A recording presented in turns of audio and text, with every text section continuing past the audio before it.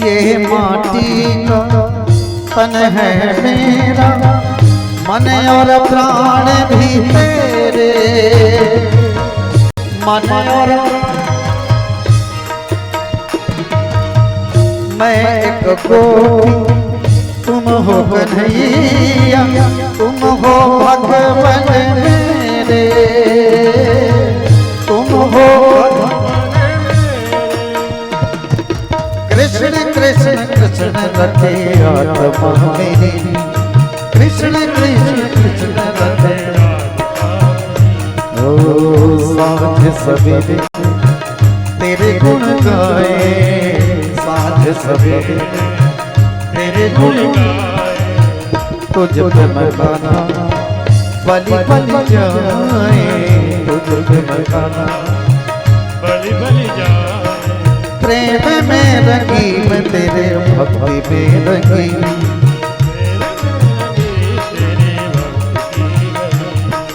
हे गोपाल कृष्ण करूं आरती तेरी, हे गोपाल कृष्ण करूं आरती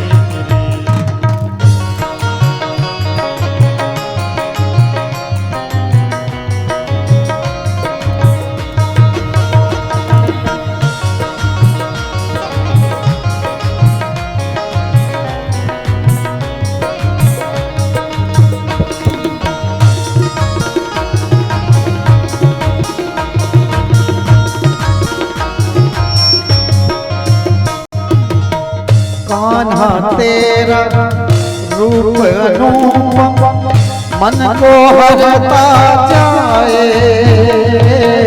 मन को हरता जाए। कान्हा तेरा रूप अनूप मन को हरता जाए, मन को हरता जाए। मन ये चाहे हर पल अखियाँ तेरा दर्शन पाए, तेरा दर्शन पाए। तरस तेरा प्रेम तेरा आस है तेरी, तरस तेरा प्रेम तेरा आस है।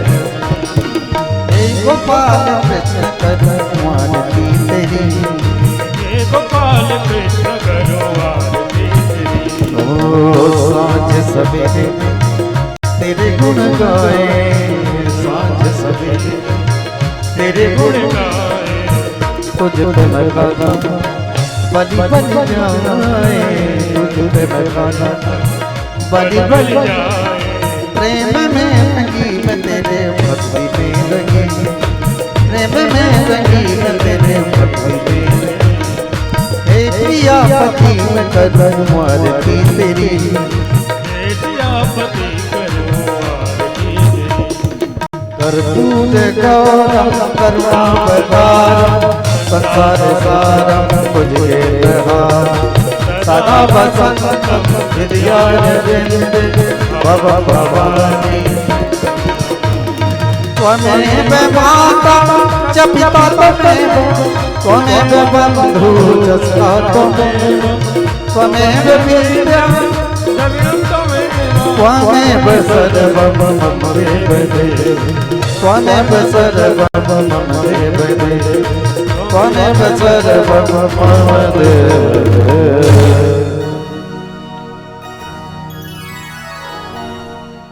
जलेन शीतलीकरणं पुष्पैरेवाभिवन्दनम् आत्मनाभिवन्दनम्।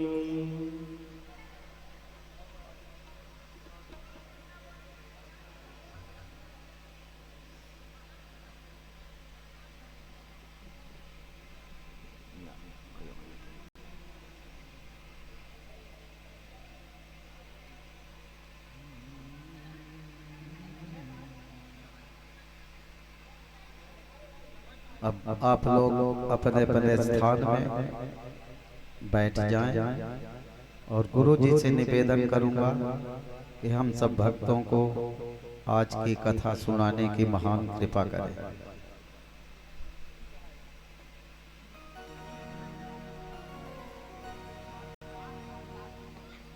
ओम हरे नमः। परमात्मने नमः। श्री वेंकटाद्रिविहारिणे नमः। थोड़ा और बढ़ाइए इसको। गोम गुरुवे नमः।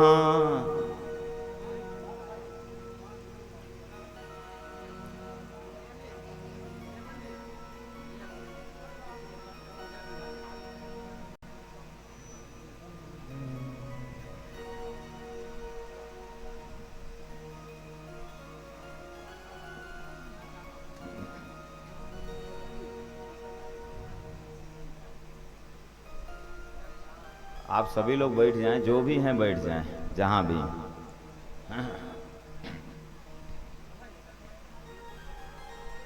कथा के प्रारंभ में सभी लोग 3 बार भगवान के नाम का स्मरण करेंगे।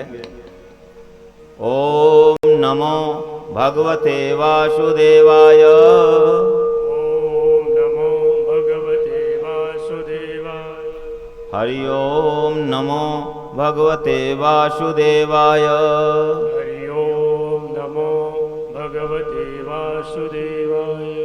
हरि ओम नमो भगवते वासुदेवाय। हरि ओम नमो भगवते वासुदेवाय। बोलिए वृंदावन विहारी लाल की जय हो। श्रीमद् भागवत महापुराण की जय हो। हरि ओम।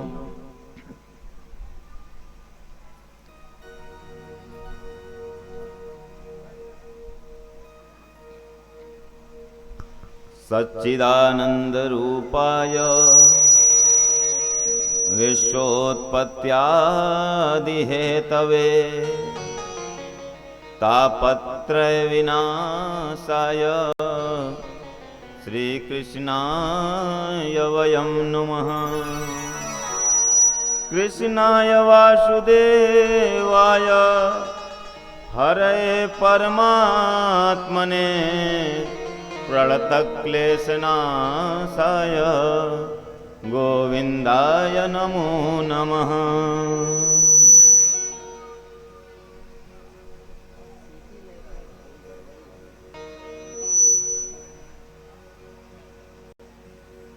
सर्गस्थित निरोधार्थम कामाकामयो हि यः तं कामं कामकामघ्नं कामाभावाय कामये। यत् कामिनी के लिखलाप कुंठितः कामोप्यकामा विमदो बभूवः तं मानिनी नदमानदं सदा श्रीमोहनं मोहनमानतोऽस्म्यहम्। यस्याङ्घ्रिपङ्कजपरा गपरप्रभावा भूत्वा कृतिमतां क्षितिमाचरामि।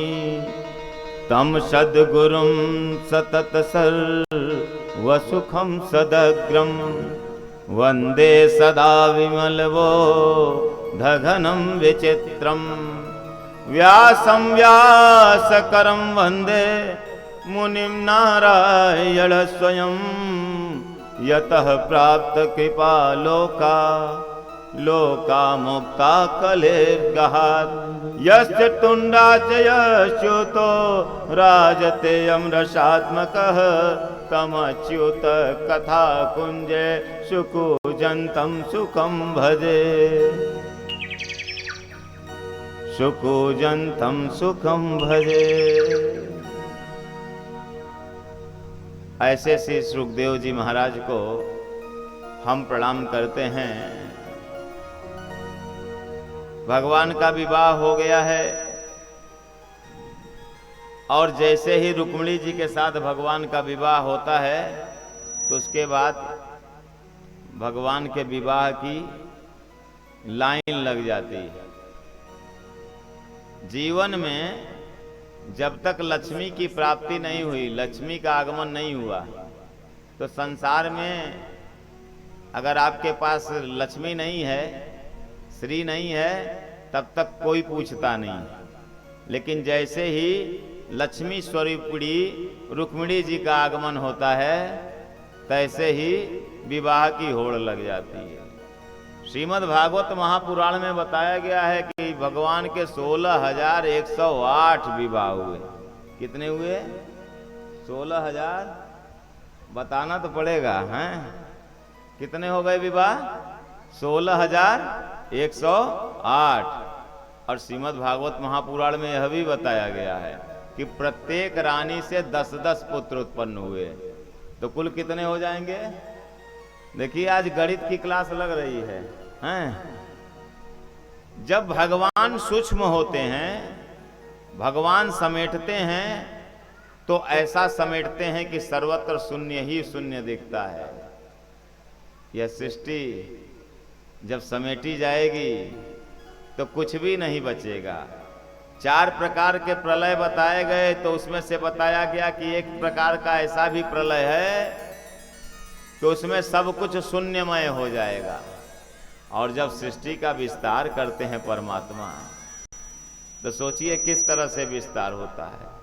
कहा नहीं, अब हजारों हजार भक्तों को एक ही साथ संतृप्त करना है। हजारों भक्तों की एक ही आकांक्षा है, एक ही इच्छा है कि परमात्मा हमारे पति के रूप में प्राप्त हो। तो भगवान ने सबकी इच्छाओं का पालन किया और भगवान को 16,108 विवाह करने पड़े। परीक्षित के मन में जिज्ञासा होती है, महाराज एक बात समझ में नहीं आ रहा है, भगवान ने गोपियों से प्रेम किया और जब गोपियों को आश्वासन देकर के भगवान मथुरा जाते हैं तो गोपियों को भुला बैठते हैं। 14 वर्ष तक भगवान मथुरा में रहे, लेकिन कभी गोपियों की याद नहीं किया। और गोपियों से कहा था कि जा रहा हूं कंस मामा के यहां यज्ञ में, और जैसे ही यज्ञ समाप्त हो जाएगा तैसे ही वापस आ जाऊंगा। लेकिन परमात्मा जो है मथुरा से द्वारिका तक की यात्रा कर लेते हैं, और यहां तक कि द्वारिका में भी जाकर के परमात्मा का विवाह हुआ और फिर विवाह की झड़ी लग जाती है। 8 पटरानियां थी भगवान को और 16,100 और रानियां थी। इस तरह से 16,108 रानियां और प्रत्येक से 10-10 पुत्र भगवान को हुए। इतना बड़ा परिवार होने के बाद भी एक दिन उद्धव जी महाराज आते हैं भगवान से मिलने के लिए। तो उद्धव जी महाराज देखते क्या हैं कि भगवान का मुखमंडल जो है प्रसन्न नहीं है। उद्धव जी ने भगवान से पूछा कि हे भगवान, इतना बड़ा राजपाट है आपके पास, सब कुछ भरा पूरा है, लक्ष्मी स्वरूपिणी रुक्मिणी महारानी आपकी सेवा कर रही हैं और हमारे जैसा बुद्धिमान भक्त भी आपका सेवक है, फिर भी आपको प्रसन्नता नहीं है। भगवान ने कहा नहीं, ऐसी कोई बात नहीं है। उद्धव जी ने कहा महाराज, हमको चेहरा पढ़ने की आदत है और आज आपके मन में जो है ना कुछ न कुछ तो जरूर ऐसे भाव हैं जो यह व्यक्त करते हैं कि आप कहीं न कहीं से दुखी हैं। तो महाराज मुझे समझ में नहीं आता कि आखिर में आपके दुख का कारण क्या है। भगवान ने उद्धव जी को टालने की कोशिश किया, हे उद्धव ऐसी कोई बात नहीं। देखिए छोटा आदमी जब दर्द में होता है, कष्ट में होता है, तो छोटा आदमी अपना दर्द व्यक्त कर लेता है। लेकिन जो बड़ा आदमी होता है, बड़ा आदमी तो रो भी नहीं पाता। इसीलिए कहा गया कि बड़ा बनना बड़ा ही कठिन है। अब रो नहीं पाता इसका मतलब उसको दर्द नहीं होता है, लेकिन बड़ा यह सोचता है कि रोऊं तो किसके सामने रोऊं। रोने के लिए भी किसी न किसी का कंधा चाहिए, कोई हाथ चाहिए जो आंसू पोंछ सके, वरना रोने का क्या मतलब है। कोई ऐसा जो कि समझा सके, कोई ऐसा जो कि समझ सके, कोई ऐसा जो कि महसूस कर सके। अगर कोई है ही नहीं है तो फिर रोने से क्या फायदा। संसार में कहते हैं कि देखो, अगर दुख हो, कष्ट हो, संकट हो अगर जीवन में, तो संसार के सामने मत रोना। रोना है तो भगवान के सामने रोना। लेकिन सुखदेव जी महाराज परीक्षित को बताते हैं, सब तो भगवान के सामने रोते हैं, यह मान करके कि भगवान आप परम समर्थ हैं और मैं सर्वथा असमर्थ हूं। तो सब तो भगवान के सामने रोते हैं। अब भगवान किसके सामने रोएं? भगवान के दुखों को कौन दूर करेगा? कहा नहीं महाराज, हमने देखा था कल आप छिप छिप करके रोते हैं।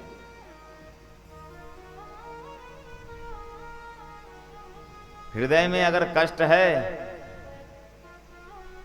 अगर किसी का दिल दुख रहा है, तो कहीं न कहीं भाव तो व्यक्त करेगा ही, लेकिन जताना भी नहीं। ऐसा नहीं कि जो बड़ा होता है, जो मुखिया होता है घर में, वो रोता नहीं,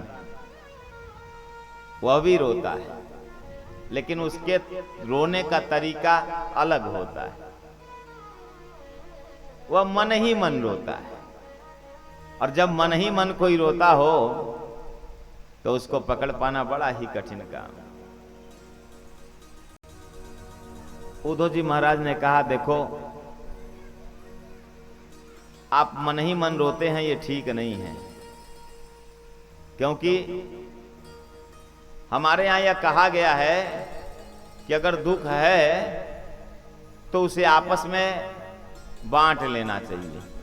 इसीलिए संसार में जब कहीं दुख का अवसर होता है तो दुश्मन से दुश्मन भी क्यों न हो, वो जरूर वहां पर पहुंचते हैं। ढांढस देना है, कंधा देना है, सहारा देना है। उसे नहीं सच्ची तो झूठी सांत्वना तो दी ही जा सकती है।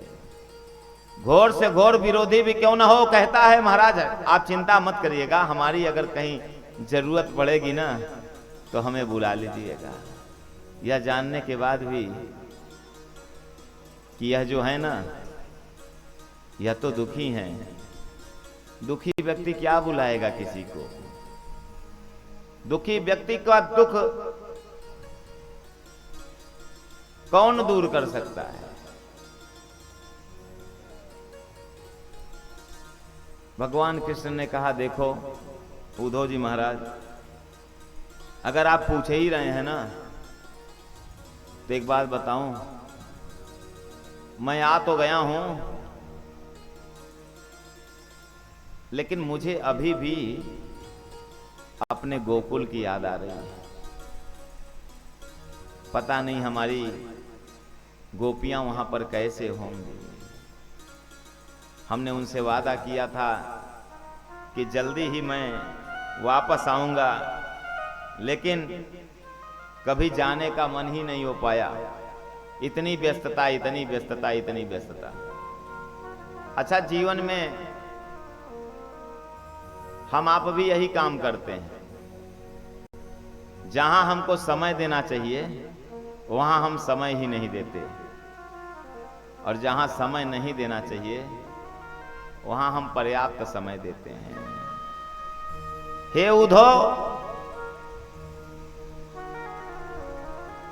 ओ मेरे नंद बाबा और यशोदा मैया, जब तक मुझे खिला नहीं लेते थे तब तक अपने नहीं खाते थे। कहा महाराज